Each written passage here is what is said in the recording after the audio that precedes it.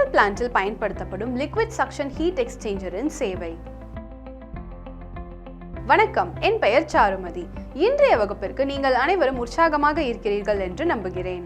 இந்த பகுதியில் சென்ட்ரல் பிளான்ட்களில் பயன்படுத்தப்படும் லிக்விட் சக்ஷன் ஹீட் எக்ஸ்சேஞ்சர்ஸ் பற்றி அறிய போகிறோம். இந்த பயிற்சியின் முடிவில் உங்களால் ஹீட் எக்ஸ்சேஞ்சரின் நிலையை அறிய, ஹீட் எக்ஸ்சேஞ்சர் மூலம் நைட்ரஜனை வெளியேற்ற, ஹீட் எக்ஸ்சேஞ்சரை இணைத்து செயல்திறனை சரிபார்க்க முடியும். இப்போது இந்த பயிற்சியை செய்வதற்கு தேவையான உபகரணங்கள், பொருள்கள் மற்றும் கருவிகளை பார்ப்போம்.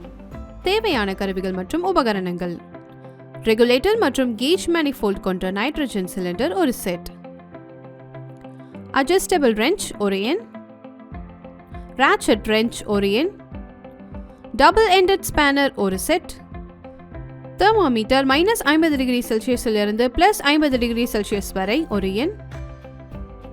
தேவையான உபகரணங்கள்: அளவுருக்கள் கொண்ட பேனல் போர்டுடன் கூடிய ரெஃப்ரிஜரேஷன் சிஸ்டம் ஹீட் எக்ஸ்சேஞ்சருடன் ஒரு எண்.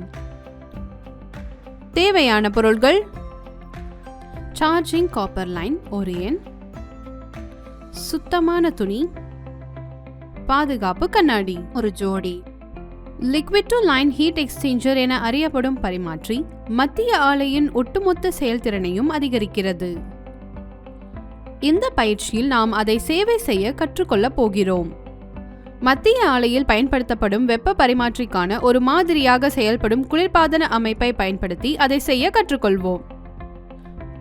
பணி 1: வெப்ப பரிமாற்றியின் நிலையை சரிபார்க்கவும். ஆலை இயங்கும் போது இவாபரேட்டர் வெப்பநிலையை சரிபார்த்து பதிவு செய்யவும். வெப்ப பரிமாற்றிக்கு முன்னும் பின்னும் திரவ கோடுகளின் வெப்பநிலையை சரிபார்த்து பதிவு செய்யவும். வெப்பநிலை வேறுபாட்டை கண்டறியவும். அது குறைந்தபட்சமாக இருந்தால் வெப்ப பரிமாற்றிக்கு சர்வீஸ் தேவை என்பதை உறுதிப்படுத்தவும். பணி 2: வெப்ப பரிமாற்றி மூலம் நைட்ரஜனை வெளியேற்றவும். வெப்ப பரிமாற்றியில் திரவ லைனை ஃப்ளஷ் செய்யவும். முதலில் குளிர்பாதனத்தை திரவ ரிசீவருக்கு பம்ப் செய்ய வேண்டும். சிஸ்டமை அணைக்கவும். திரவ லைனை மூடவும்.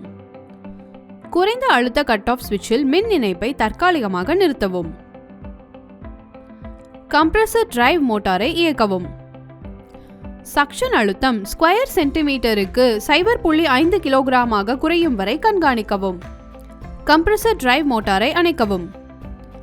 டெலிவரி டிஸ்சார்ஜ் வால்வை உடனடியாக மூடவும். அதைத் தொடர்ந்து பாதுகாப்பு கண்ணாடிகளை அணிந்து வெப்ப பரிமாற்றியில் திரவ லைனின் நுழைவு மற்றும் வெளியேற்றத்தை மெதுவாக துண்டிக்கவும். லைன்களின் மறுமுனையை உடனடியாக ஒரு டம்மியால் மூடவும். பின்னர் காட்டப்பட்டுள்ளபடி நைட்ரஜன் சிலிண்டரை செப்பு குழாயுடன் வெப்ப பரிமாற்றியின் திரவ வரி நுழைவாயிலுடன் இணைக்கவும். நைட்ரஜன் அழுத்தத்தை ரெகுலேட்டர் மூலம் திரவ கோட்டின் இயக்க அழுத்தங்களை விட 20% அதிகமாக அமைக்கவும். வால்வை திறந்து நைட்ரஜன் வாயுவை திரவ கோடு வெப்ப பரிமாற்றியின் அவுட்லெட் வழியாக வெளியேற்றவும். நன்கு சுத்தப்படுத்திய பிறகு நைட்ரஜன் வால்வை மூடி துண்டிக்கவும். டம்மியை அகற்றவும். பின்னர் திரவ வரியை நுழைவாயில் மற்றும் அவுட்லெட்டுடன் இணைக்கவும். வெப்ப பரிமாற்றியில் சக்ஷன் லைனை ஃப்ளஷிங் செய்து காட்டப்பட்டுள்ளபடி வெப்ப பரிமாற்றிக்கு சக்ஷன் லைன் மற்றும் அவுட்லெட் இணைப்பை மெதுவாக துண்டிக்கவும். பின்னர் சிலிண்டர் வால்வை திறந்த பிறகு ரெகுலேட்டர் மூலம் சக்ஷன் லைனின் இயக்க அழுத்தத்தை விட 20% அதிகமாக நைட்ரஜன் அழுத்தத்தை அமைக்கவும். ரெகுலேட்டர் வால்வை திறந்து வெப்ப பரிமாற்றியின் சக்ஷன் லைன் வழியாக நைட்ரஜனை வெளியேற்றவும். சக்ஷன் லைன் உள்ளே உள்ள எண்ணெய் பூச்சுக்களை வெளியேற்றிய பிறகு சிலிண்டர் வால்வை மூடி துண்டிக்கவும். டம்மியை அகற்றி சக்ஷன் லைனை வெப்ப பரிமாற்றியின் இன்லெட் மற்றும் அவுட்லெட்டுடன் இணைக்கவும். வெப்ப பரிமாற்றியின் வெளிப்புற மேற்பரப்பை சுத்தமான துணியால் துடைக்கவும். பணி 3: வெப்ப பரிமாற்றியை இணைத்து செயல்திறனை சரிபார்க்கவும். சர்வீஸ் வால்வ்கள் மற்றும் கிங் வால்வை இயல்பாக்குங்கள் மற்றும் கணினியை சமப்படுத்தவும். திரவ லைன் மற்றும் சக்ஷன் லைன்கள் இறுக்கமாக இணைக்கப்பட்டுள்ளனவா, கசிவு இல்லாமல் என்பதை லைன்களை சுத்தப்படுத்திய பிறகு சரிபார்க்கவும். பாதுகாப்பு கட் அவுட் சுவிட்ச் இணைப்புகளை இயல்பாக்கவும். பின்னர் ஆலையை தொடங்கவும். 1 மணி நேரத்திற்கு பிறகு வெப்ப பரிமாற்றிக்கு வெளியேறும் திரவ லைன் நுழைவாயிலில் வெப்பநிலையை சரிபார்த்து பதிவு செய்யவும்.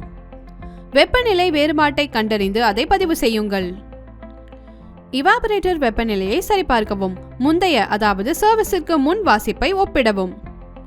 வெப்ப பரிமாற்றிக்கு சேவை செய்வதன் மூலம் குளிர்பாதன விளைவின் முன்னேற்றத்தை கண்டறியவும். பயிற்சியின் முடிவுக்கு வந்துவிட்டோம். இந்த பகுதியில் நாம் கற்றுக்கொண்டவற்றை மீண்டும் ஒரு முறை பார்ப்போம்.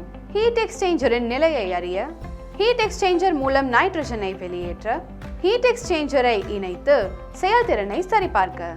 இவ்வாறு சென்ட்ரல் பிளான்ட்களில் பயன்படுத்தப்படும் லிக்விட் சக்ஷன் ஹீட் எக்ஸ்சேஞ்சரின் சேவையை நாம் கற்றுக்கொண்டோம். இதை பற்றிய தெளிவான புரிதல் உங்களுக்கு இருக்கும் என்று நான் நம்புகிறேன். இந்த பயிற்சியை உங்கள் பயிற்றுவிப்பாளரின் உதவியுடன் செய்யுங்கள். அனைவருக்கும் நன்றி. அடுத்த வீடியோவில் சந்திப்போம்.